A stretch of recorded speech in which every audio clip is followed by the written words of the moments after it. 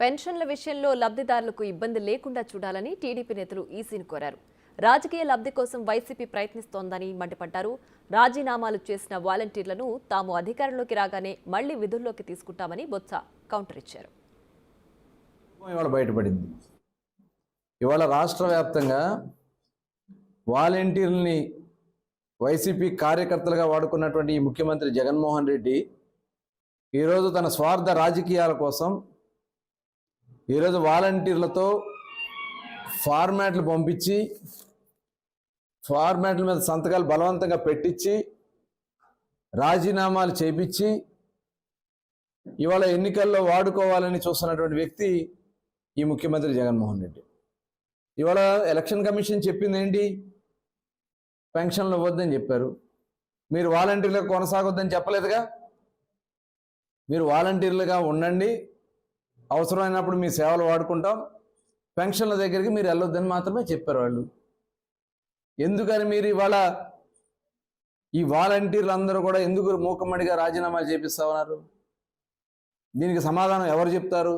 Election commission చెప్పినటువంటి దాన్నే వీళ్ళు ధిక్కరిస్తా ఉన్నారంటే రాజ్యాంగాన్ని ధిక్కరించడం ఇది, ఖచ్చితంగా ప్రజాస్వామ్యాన్ని ధిక్కరించడం ఇది. ఇవాళ జగన్మోహన్ రెడ్డి సృష్టించుకున్నటువంటి వ్యవస్థని మేము మొట్టమొదటి నుంచి ఈ వాలంటీర్ వ్యవస్థ, వైసీపీ ముసుగులో ఉన్నటువంటి కార్యకర్తల వ్యవస్థను మేము చెప్తా ఉన్నాం. ఈ ఎన్నికల్లో వృద్ధులు, వితంతువులు, వికలాంగులు తదితర సామాజిక పెన్షన్లు తీసుకునేటటువంటి పేదవాళ్ల మీద రాజకీయ కుట్ర కోణంతో ఆలోచన చేసి పెన్షన్లు ఆపి లబ్ధి పొందాలని చూస్తూ ఉన్నాడు.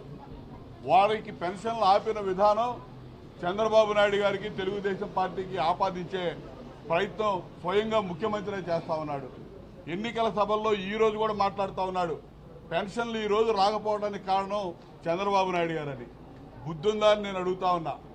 ఈరోజు బ్యాంకు హాలిడే, నీ సాక్షిలో 2 రోజుల క్రితమే రాసావు 3వ తారీఖు నుంచి పెన్షన్లు ఇస్తామని చెప్పి. అసలు నీకే అధికారం ఉంది? ఎన్నికల కమిషన్ లేకపోతే ప్రభుత్వం తరఫున చీఫ్ సెక్రటరీ స్టేట్మెంట్లు ఇవ్వాలి, నువ్వు రాసేసావు ఆల్రెడీ. కానీ ఈ రోజున ఉన్నటువంటి వ్యవస్థ ఎన్నికల కమిషన్ నిన్న వాలంటీర్స్ ద్వారా వద్దు, ప్రత్యామ్నాయ ఏర్పాట్లు చేయమని చెప్పి సిఎస్కి ఆదేశాలు ఇచ్చింది. ప్రత్యామ్నాయ ఏర్పాట్లు ఏ విధంగా చేయాలో కూడా సిఎస్ గారితో మేము మాట్లాడాం. ఇలా సచివాలయ వ్యవస్థ ఉంది, 15,000 సచివాలయాలు ఈ రాష్ట్రంలో ఉన్నాయి, 1,60,000 మంది ఎంప్లాయీస్ ఉన్నారు, పెన్షనర్స్ 60 లక్షల మంది ఉన్నారు.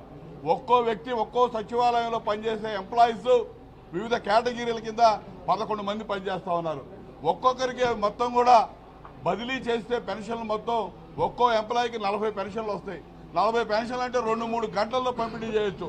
అటువంటిది వారం పట్టింది, 10 రోజులు పట్టింది అని చెప్పి ఈ ప్రభుత్వం తాత్సారం చేసి ఏదో ఒక విధంగా అధికారుల మీద ఒత్తిడి చేసి పెన్షన్ సకాలంలో అందకుండా సామాజిక పెన్షన్దారులు ఇబ్బంది పెట్టాలని ప్రయత్నం చేస్తూ ఉంది.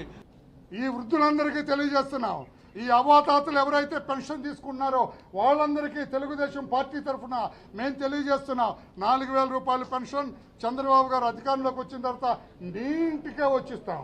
3,000 కాదు, 4,000 రూపాయలు ఇస్తామని చెప్పి కూడా మేము తెలియజేస్తున్నాం.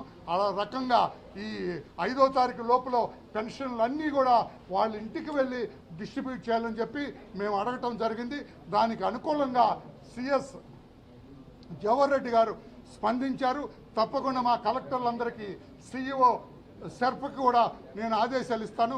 తప్పకుండా తర్వాత ఆఫీస్కి వచ్చి తీసుకోండి అన్నారు.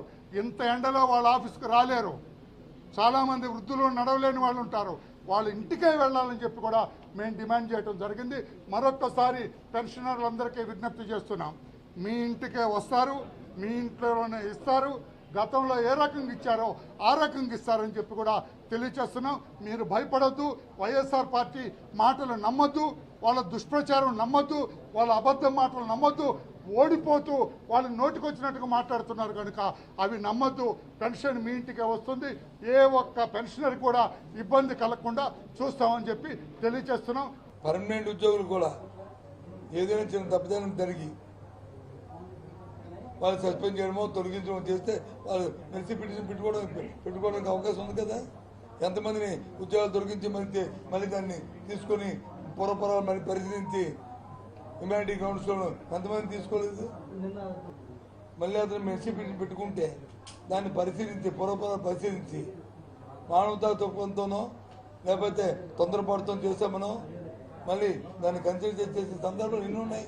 ఆఫ్టర్ ఆల్ పర్మనెంట్ ఉన్నప్పుడు వచ్చి టెంపరీ ఉన్నడికి ఎందుకు ఉండదు? పర్మనెంట్ ఉన్నడికి ఉన్నప్పుడు వచ్చి వాళ్ళు స్వచ్ఛంగా వాలంటరీగా పనిచేసేందుకు ఎందుకు ఉండదు? ఇది నేను నన్ను మానేశాను, ఇవాళ మళ్ళీ నాకు మళ్ళీ వచ్చింది, నా ఆలోచన మార్చుకున్నాను, నేను ప్రదర్శన చేద్దాచుకున్నాను, సరే దాన్ని అనుభవిస్తే మనం ఎందుకు